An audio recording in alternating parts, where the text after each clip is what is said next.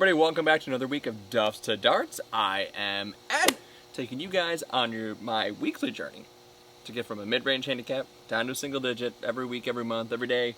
Best of my ability. You guys know the drill. Just start the same thing every single week. So what are we going to talk about this week in my Duffs to Darts journey? It is very wet. Very wet.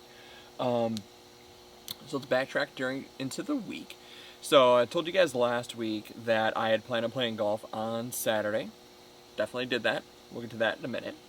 During the week, I did some more chipping in the garage. Back when Inside the Leather was still a podcast, they used to be part of the Golficity Network. Ronnie from New Jersey, Jeremy the producer, they're part of the Golficity Network, and they're no longer part of the group. Unfortunately, the podcast has stopped as well. Hopefully they pick it back up because I enjoyed it. But back then, when they were doing the show, lasted about a year, they used to have this guest from time to time named Ronnie Del Barrio. Hopefully I'm saying his name right. And I'm going to put up a screenshot right here to my side of his Instagram. Our RBDG EFG tips or something like that. Anyways, the guy's freaking hysterical. He is a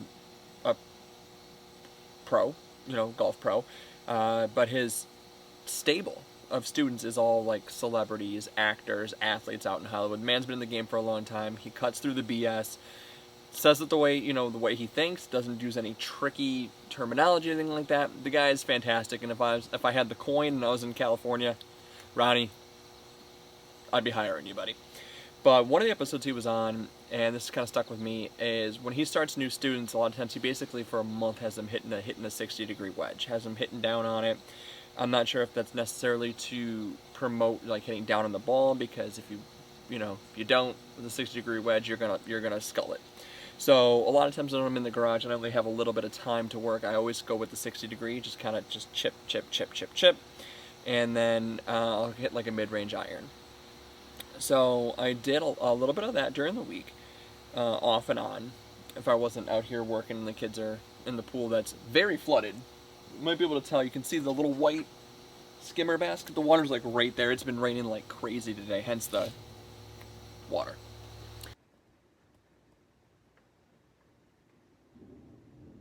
It's so good for the grass.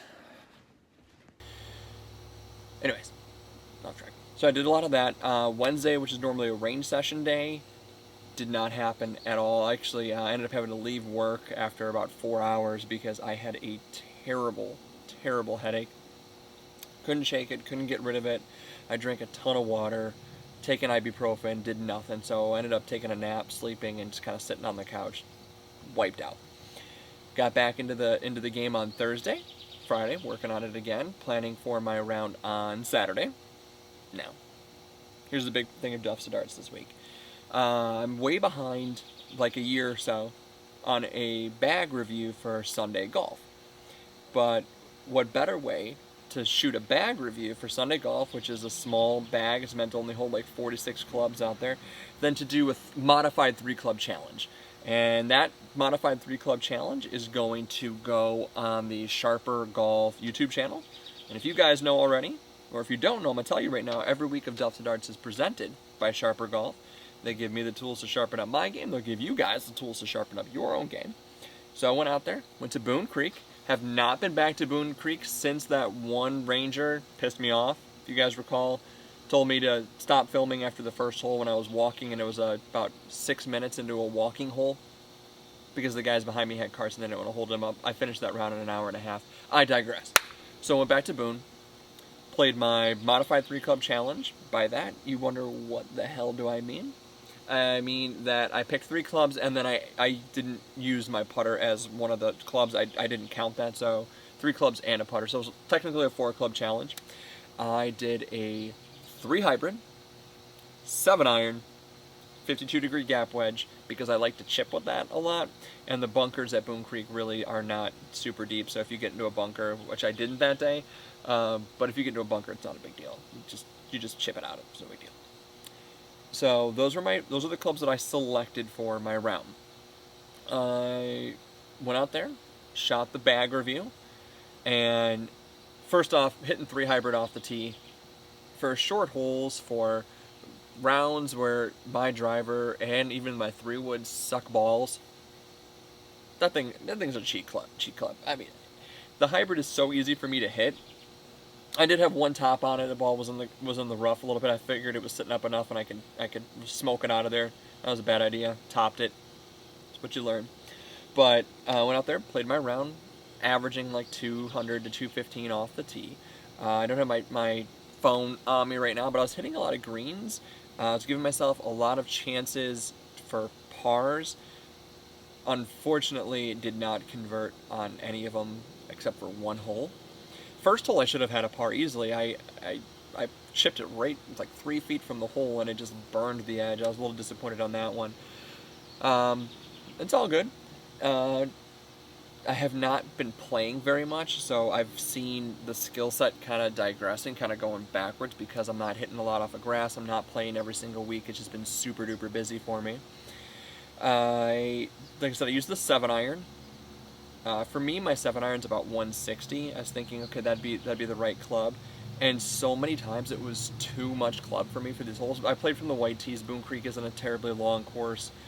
So I'm going to do it again another time. Maybe this year, maybe not, we'll see. But next time I do it, I think I'm going to use an 8-iron. Do a little bit shorter of a club. Because there were a lot of times the distance for me was like 140 in, 150, and that 7-iron, I was hitting the back of the green. It was bouncing off even when I was trying to take a little bit off. Putted really well. For the 9 holes, I had, I think, 17 putts. I'm not sure exactly what the shot scope stat right here. So I putted very well. I lost one ball. It was on the 9th hole. I cooked this thing so far left. I had such a nasty hook on it. I don't know why. I wasn't trying to crush it, but apparently I did. Hooked it way left. Nothing but marsh. Gone. Golf gods are going to have that ball. So ended up having what I thought was 9 over. Bogey golf all the way through. Turns out, going through my shot scope, I left a stroke off of one of the holes. So ended up shooting 10 over for 9 holes. Disappointed with that because I really should have been, honestly, it should have been probably about 5 over. In all reality, chipping's not great, guys, around the greens. It's just, I do great chipping at the practice greens. I could do great chipping at the pro circle, but for whatever reason on the golf course, not so great. Just gotta play more. The reason I bring it up is if you guys have ever done a 3-club challenge or even do a modified 3-club challenge with the putter, the great thing about it is it forces you to just take what the club gives you, take what the course gives you, and really try to plan your shots out. You're forced to hit low running shots. You're forced to hit 3/4 swings, which a lot of us don't practice. I mean, for me, a lot of times, like I said, if the shot was 130, I would just go hit a 9-iron, full 9-iron into the green, call it a day. But what happens when you are outside playing and you've got a 130-yard shot and you're underneath a tree? That's a low 7-iron, kind of run it up there. That you don't really practice that, so it's a fun way to practice. I really enjoyed it. It's a good time. One thing I'm definitely going to do is, if you guys have ever seen the movie Tin Cup, which I know you have because you were watching Duffs at Arts, you're a golf fan, the Tin Cup Challenge, right? When he qualified, was it for the U.S. Open, on the back 9, shot even par with a 7-iron? Maybe something like that. I'm not sure exactly what it was. You ever shoot par with a 7-iron? Why, hell, Roy, it never even occurred to me to try. If I can get the clip off of YouTube with the audio, I'll put it here, but I probably won't be able to because YouTube does that sometimes. Takes it off. I don't know. It was just up now if you saw it. If not, then we're moving forward without it. So try the Reclub Challenge if you guys haven't done it. Keep an eye on the channel for the Sunday Golf bag review. It's definitely a sweet product. If you guys have at this point seen the Flavier unboxing of the main box, Flavier saw it. They liked it as well. They're like, hey, looking forward to seeing the others tastings. Wink, wink. So apparently they're watching the channel. Sup, Flavier? Thanks for joining the party. So I'm going to do that. Brings me to ongoing golf plan, right? So today, like I said, it rained like crazy. You can see it's all flooded around me. My ass is definitely soaking wet from the chair right now.